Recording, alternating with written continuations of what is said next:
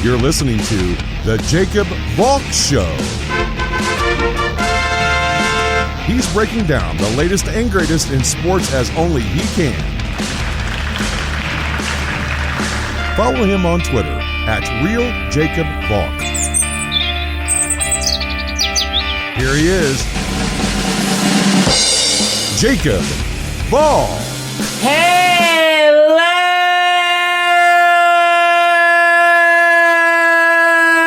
sports fans. Welcome to another edition of the Jacob Valk Show. I am Jacob Valk, and the big news today is that it is official.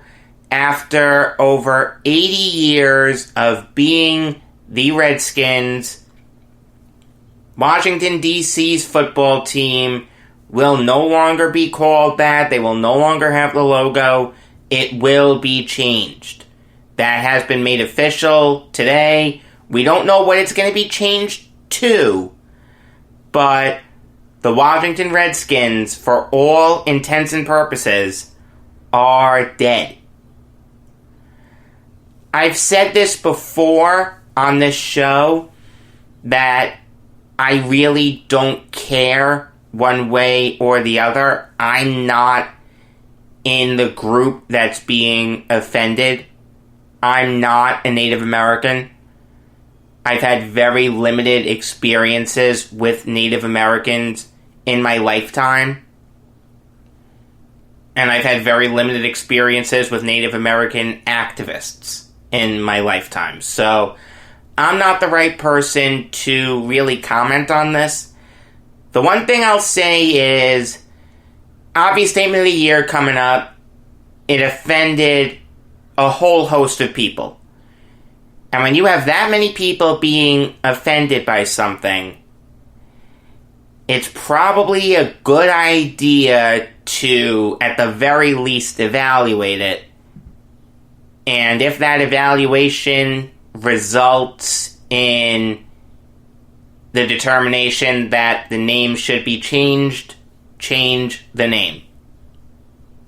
Obviously, we've heard a bunch of contenders thrown out. My vote would go to the Washington Senators. I think it would be funny to have the Senators back into existence as a football team. I think that would be really funny and kind of cool. I've heard the Washington Warriors. I like the alliteration there. The Washington Generals has gotten a lot of steam. I don't like that, because what's the first thing you think about when you think of the Washington Generals? You think of losing.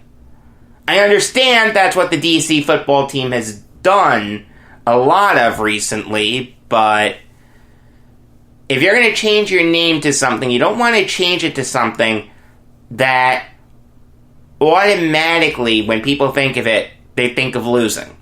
That won't work. The Washington Red Tails has gotten a lot of run. The Red Tails were the nickname for the Tuskegee Airmen. So I have no problem with that. I've heard the Washington Red Hawks. I wouldn't mind that.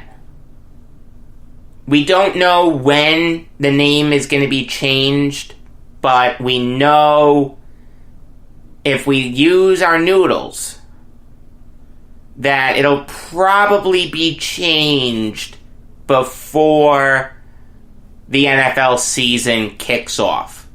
And probably even before the preseason kicks off.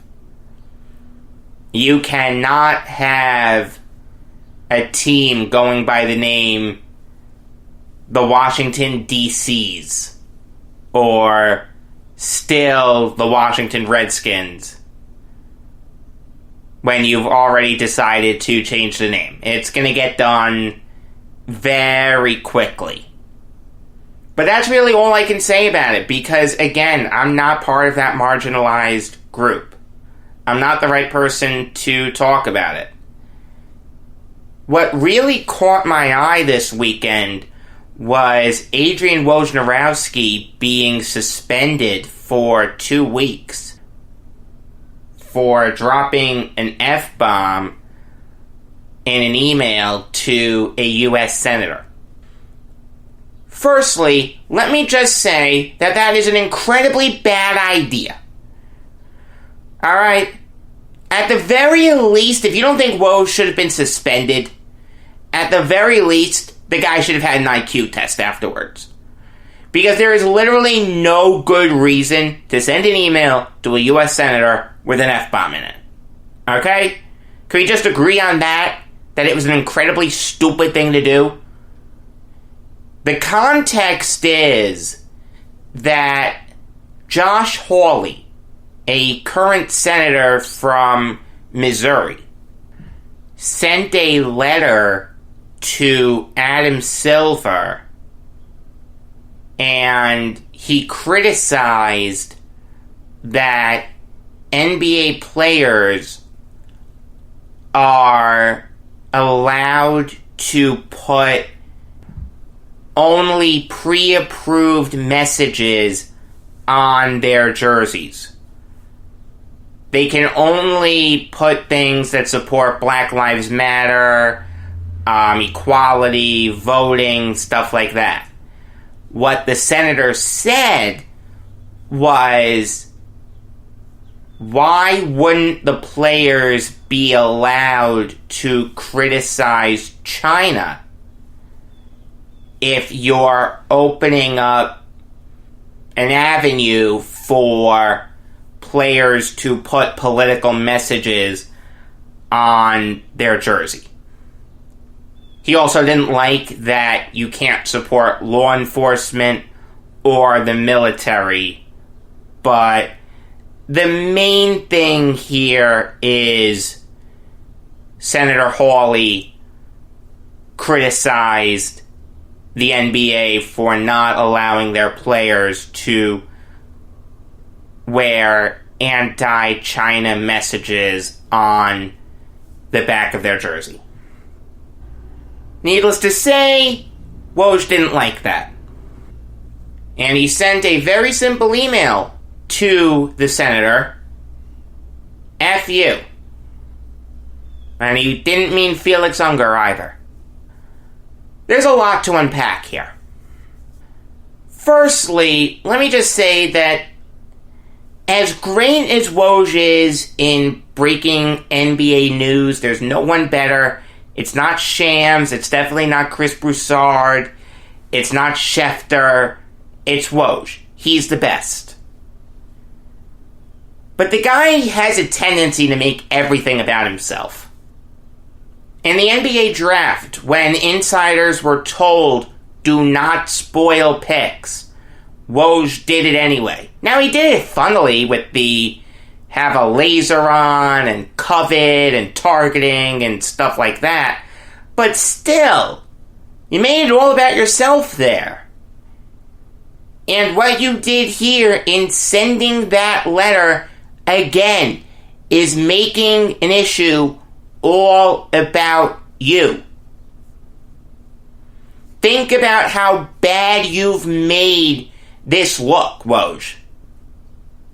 There are going to be a bunch of people who jump on this and say that all of these quote-unquote woke people don't like any sort of disagreement and, you know, they're part of cancel culture and whatever things they're going to say. And you just gave them perfect ammunition for it.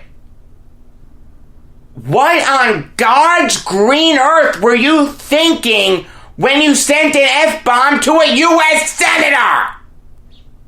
The only way that could have been any worse is if you sent an actual bomb to him.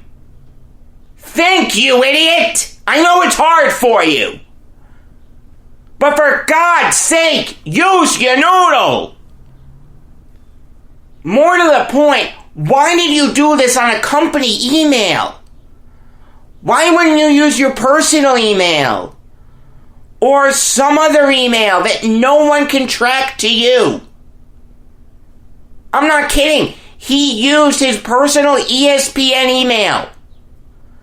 If that doesn't scream stupidity, I don't know what does.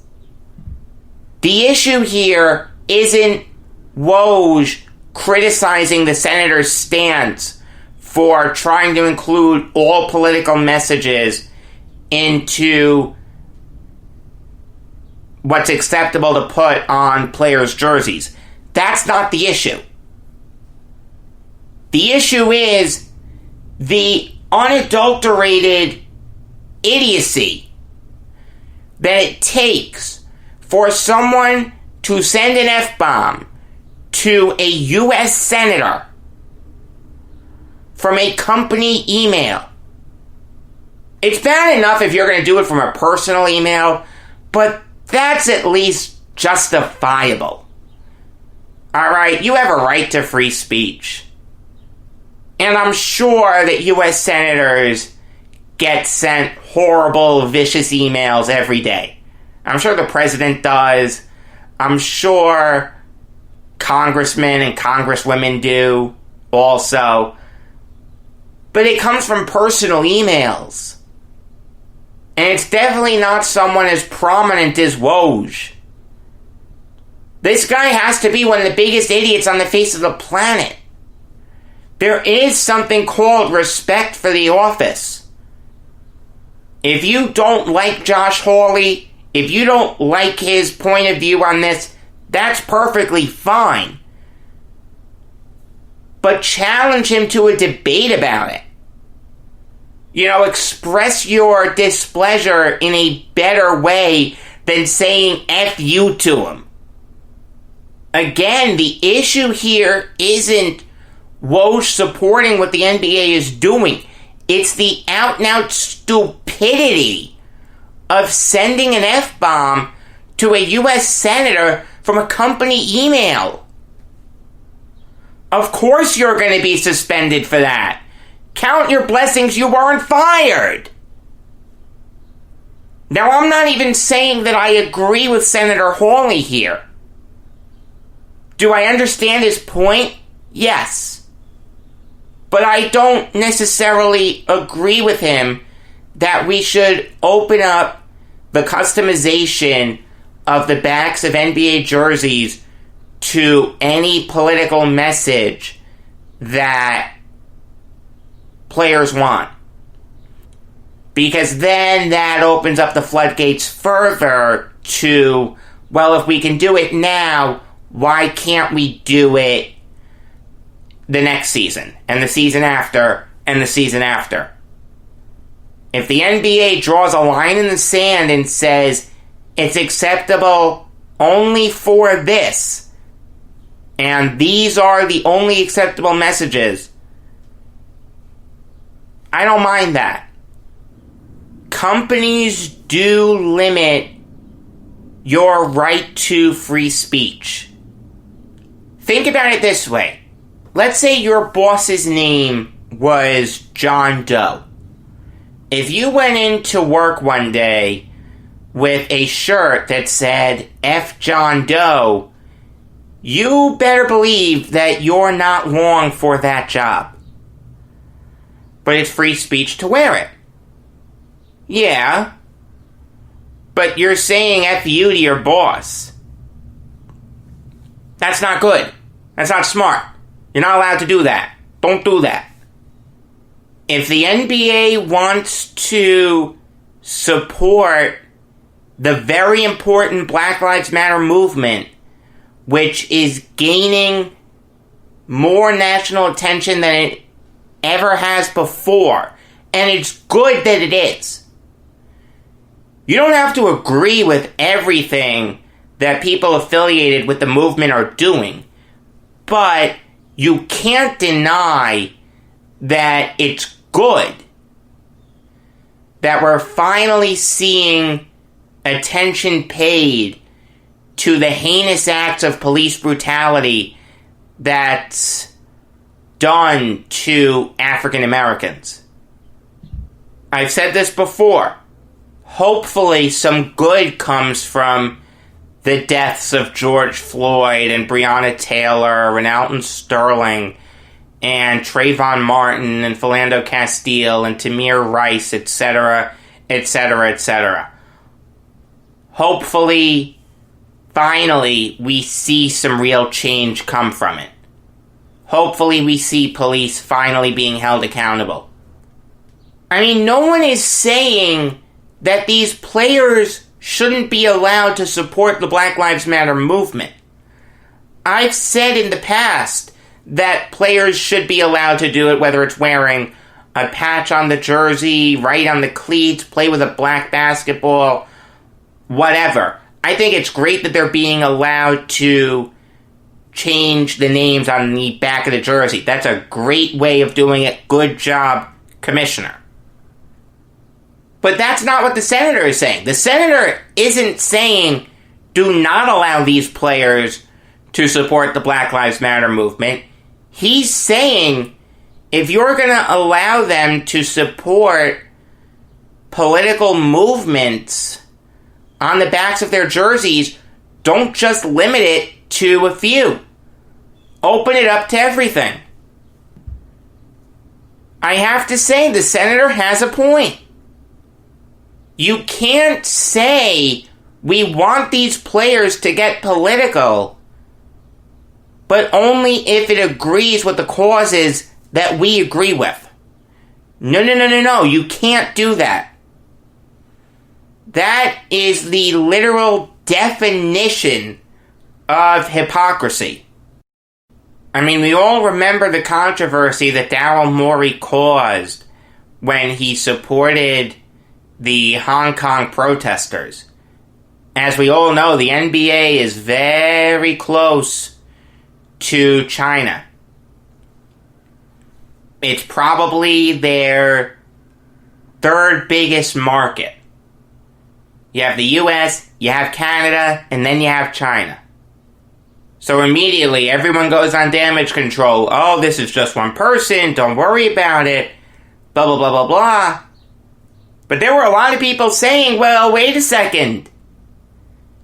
Now you're criticizing an NBA GM for supporting a political cause that he believes in because it's gonna affect your bottom line?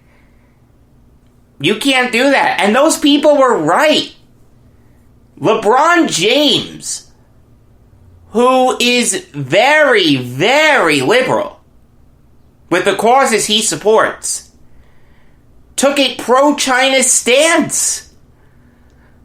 The double standard is real. Senator Hawley is right that the NBA does display a double standard. They don't like the mistreatment of American citizens by police officers here, but it turns a blind eye to the mistreatment of Chinese citizens. See, what the NBA has proven is that it supports political movements that will benefit its bottom line, but to political movements that hinder their bottom line, no, you can't do that. You can't support that. No, you can't have it both ways. You can't say support only political movements that we deem acceptable. It doesn't work like that. If you wanted to go the other way with it, don't publicly support any political movements. You can do it on Twitter, you can do it on your own free time, but when you're on the clock in uniform, don't do it. The NBA could say that. I don't mind that at all. But the senator's right. There is a double standard. Look, I understand why his letter drew the ire of some people. This isn't the right time to worry about the NBA's relationship with China. This is the right time to support ending something that should have been ended a long, long, long time ago, and that is the mistreatment of African Americans by the police. And if you want to say that the senator hijacked that to support his own agenda, I understand the point, but he's just doing his job. I can understand how he would want players to be allowed to put "Support Our Troops" or "God Bless America" on the back of the jersey. How could anyone get upset at a player for having that? The senator has a point there. He just tried to spin this movement into an entirely different direction to support his own agenda. Now, that may work in politics, but when you try to bring sports into it, it gets dicey. I'm not saying that sports and politics don't intersect, but it's a very, very slippery slope. And the NBA is now realizing that. Hopefully they do pay attention to this letter. They do have a double standard that they need to address. And they should allow players to put "Support Our Troops" or "God Bless America" or something like "Not All Cops Are Bad" on the back of their jersey. Again, is there systemic racism within police departments all across this country? Yes. But that doesn't mean that all cops are bad.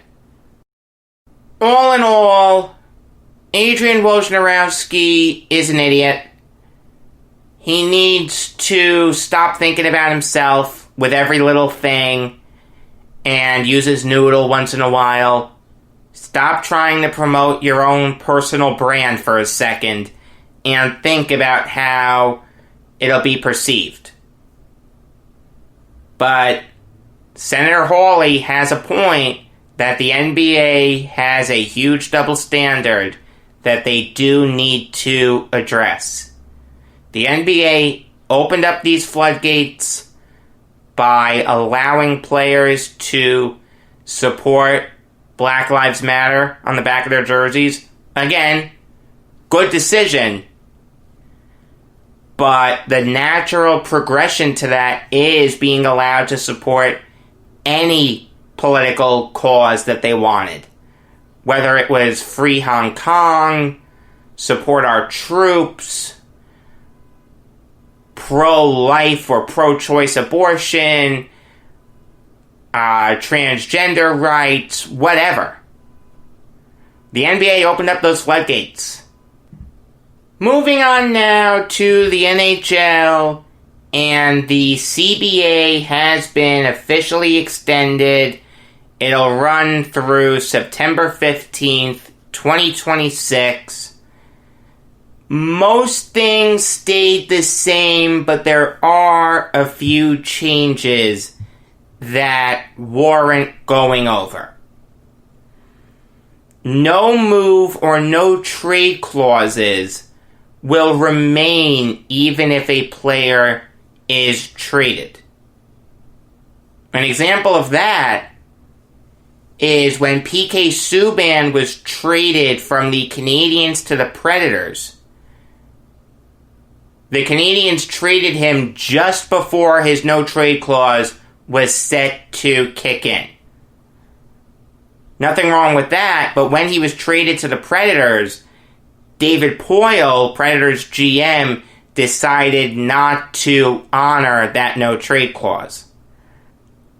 So he was free and clear to trade Subban to the Devils later on. Now, he won't be able to do that. That's a good move by the NHL and the Players Association. I don't mind that at all. The interview period that immediately precedes the NHL's free agency period has been eliminated. In essence, we had legal tampering in the NHL just like we have in the NFL and the NBA. I don't mind it. It brings a little more structure to free agency. It'll also make free agency last a little longer. The NHL's free agency really has its big rush within July 1st to July 2nd, and then that's it. It really dies down. So the NHL is trying to stretch it out a little bit to keep them in the headlines. I don't mind that. The NHL needs to stay in the headlines. We all know that. By the way, I'm getting these changes from Pro Hockey Rumors by Gavin Lee. So, shout out to them. Shout out to their whole family of websites. I've said it before, but those guys are awesome. Cap recapture penalties can't exceed in any 1 year the contract's AAV. Now, I'm not sure exactly how it's computed, but in essence, what recapture is it penalizes teams for players retiring. They still remain on the books in something called a recapture. I don't mind that. It's something that's been overdue for a while. The Canucks and Panthers are dealing with it with Roberto Luongo, and I'm sure they appreciate this change. This is kind of interesting. A team can no longer include a condition in a trade that it send further compensation if a player is re-signed only if the traded player has an NHL contract at the time of the trade. So basically what that means is, let's take the J.G. Pageau trade, for example. If the Islanders included something in there where they were going to give the Senators another first-round pick if Pageau was signed to an extension, which he was, then the Senators would get that extra first-round pick. Now, teams can't do that. They can still trade the rights to players as they're becoming pending UFAs, and you can still include conditions on that. I understand where the NHL is coming from here. They want to promote loyalty from the players to their teams. They're basically saying, well, if you're going to re-sign to this, and the team that just traded you was willing to sign you to that, why weren't you willing to sign it to them? The players are going to say, well, they weren't good, and the players are right to say that, but the NHL just doesn't like that. They want to foster as much parity as they can. So that's the impetus behind that rule change. I'm torn on it. I see it both ways. On the one hand, parity is incredibly important in all sports, but I understand where players are coming from in wanting to play for good teams. I really, really see it both ways. Teams no longer need to wait until after the following trade deadline to sign a newly acquired player to an 8-year extension. I'll use Pageau as an example again. When the Islanders traded for him, Lamoriello couldn't sign him to an 8-year extension. He could only sign him to an extension for up to 7 years. He would have been able to sign him to an 8-year extension after the following trade deadline, but that didn't work for Pajot because he was a pending UFA. Good for the NHL in getting rid of that. That was a really stupid requirement. Again, it was designed to promote parity in the first place, but if you pull off a trade for a talented player and you want to sign him long term, let the teams be able to sign him long term.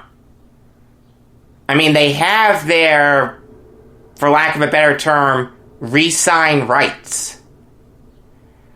Let them use it to its extreme. A qualifying offer for an RFA is no longer automatically equal to the final year's salary. Instead, it'll be the lower of the salary in the final year, or 120% of the AAV of the contract. It gets rid of some stupid contracts that have been signed in the past, like Timo Meyer's. The NHL doesn't like these contracts that circumvent the purpose of the salary cap. I don't mind them putting the kibosh on these types of contracts. It's more of an administrative thing than anything else. I really can't get too choked up about it. The big one. Both sides have committed to participating in both the 2022 and 2026 Olympics. The Players Association wanted it, the league didn't, but the league caved. I gotta say, I don't like this. I don't think that the NHL should stop their season for the Olympics. They're the only one of the major sports leagues to do it. Now, I understand that's just how the calendars shake out, but again, go back in time. Think how hard it is to get into a season, you're emotionally invested in it, and then all of a sudden it goes on a 2-week pause. I mean, how does that make any sense? And to make matters worse, there are always injuries. I remember when John Tavares was hurt in the Olympics. Sunk the Islanders' playoff chances. I understand that the players really wanted it. I get why they really wanted it. You're representing your country on the biggest stage possible. Nothing wrong with wanting to do that, but again, you're causing the NHL to stop its season for 2 weeks. And there are always injuries. I mean, for God's sake. I know there are a lot of people that really want NHL players to be allowed to play in the Olympics, but I'm not one of them. Moving on now to the Nets, bringing in Lance Thomas. And again, much like the Crawford signing and the Beasley signing and the Hall signing and the Tyler Johnson signing and the Justin Anderson signing, it's hard to get really choked up about it one way or the other. Thomas and Durant are very close, so don't let anyone tell you that Sean Marks is the GM of the Nets. Alright, it's Kevin Durant and Kyrie Irving. They're the real GMs. They implore Marks to make these moves. Not saying there's anything wrong with that. It's how the NBA is run, but I just wanted to mention it. Thomas isn't a great player by any stretch.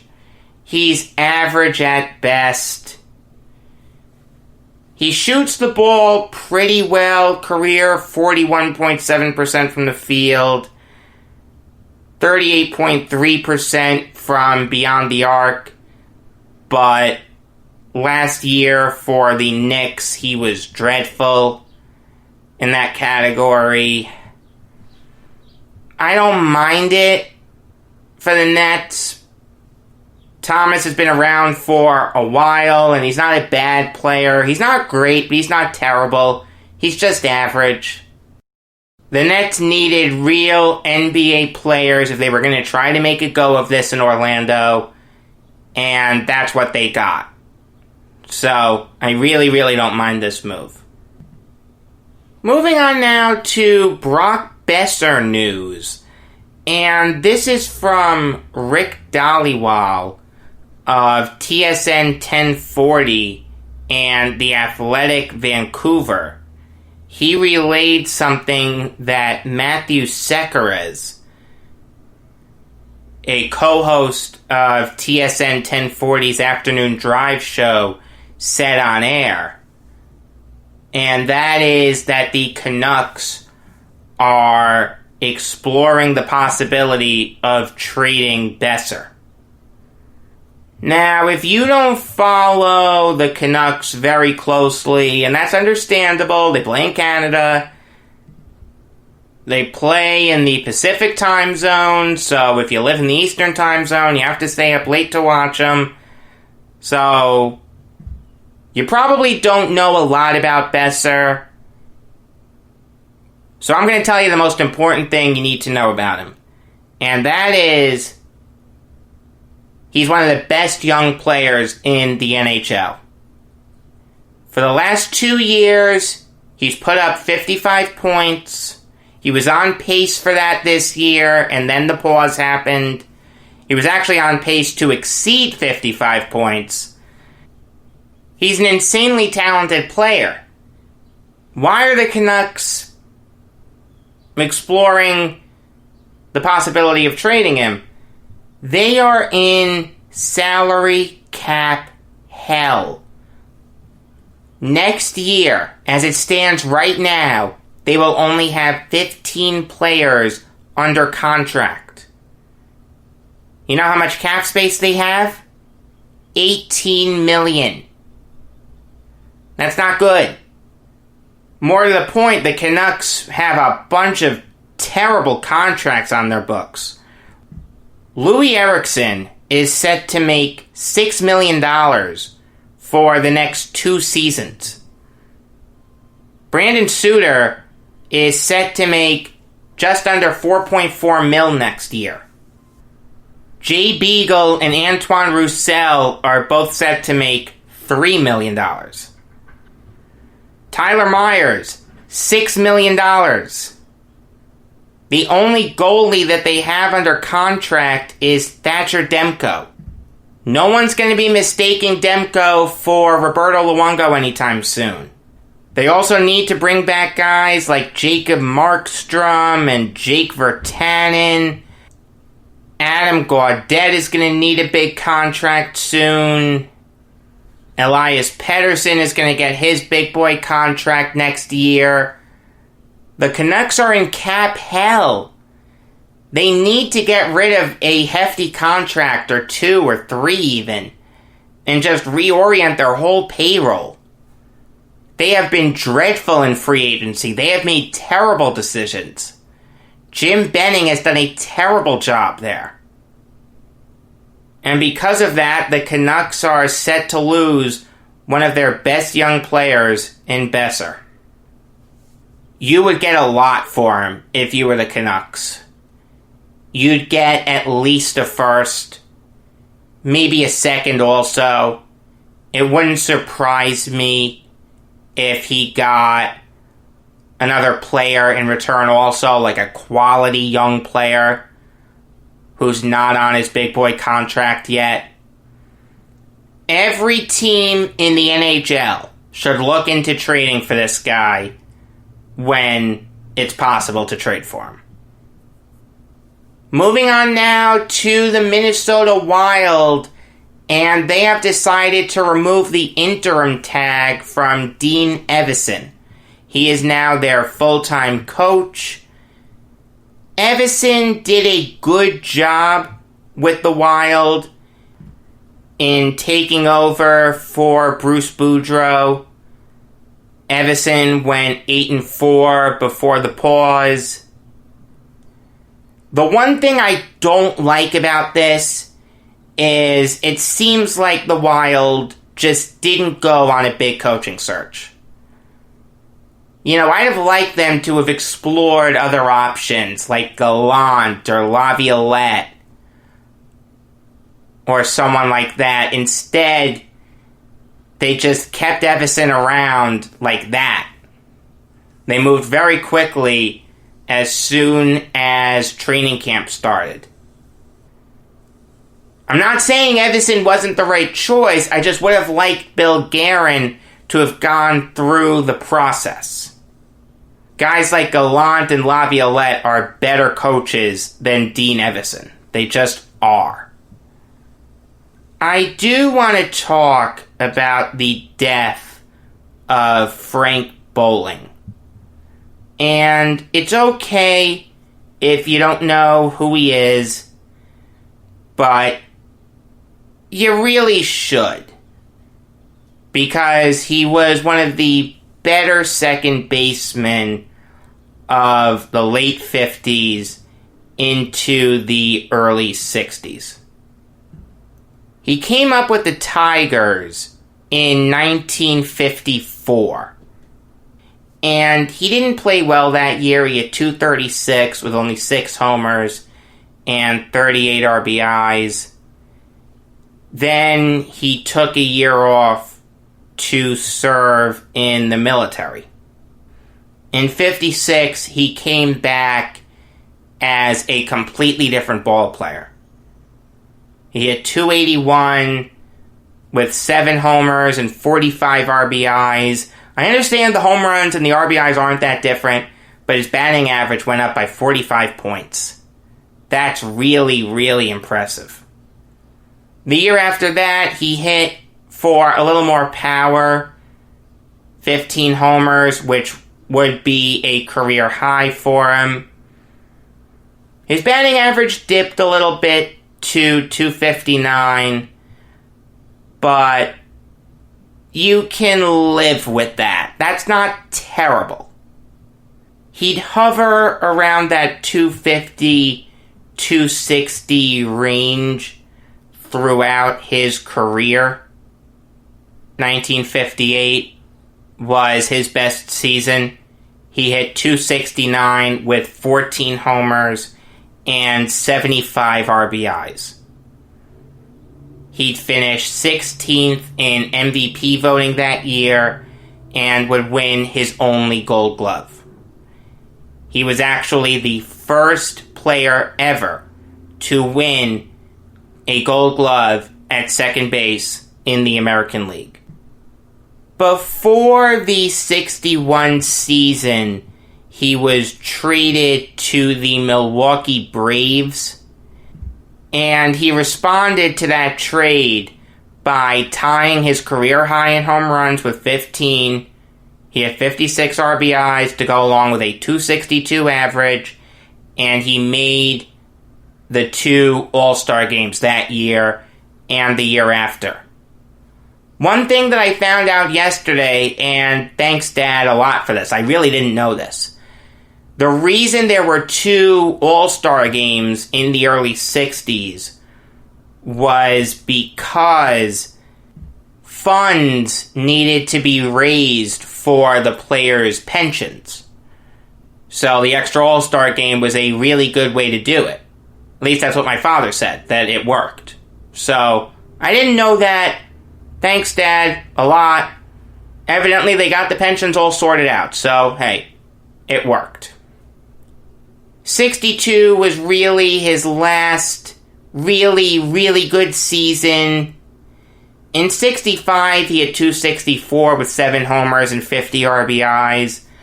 Again, that's not terrible. It's not great. He would accompany the team to Atlanta, but he was a shell of his former self. But Frank Bowling should be remembered as one of the better second basemen in all of Major League Baseball from the late 50s to the early 60s. He never played an inning at another position but second base, and he was really good at it. He should have won more than 1 Gold Glove. He finished with a career .982 fielding percentage. May he rest in peace. Until tomorrow, I am Jacob Valk saying that I know why Sandy Koufax won 25 games in a year. What I don't understand is how he lost 5.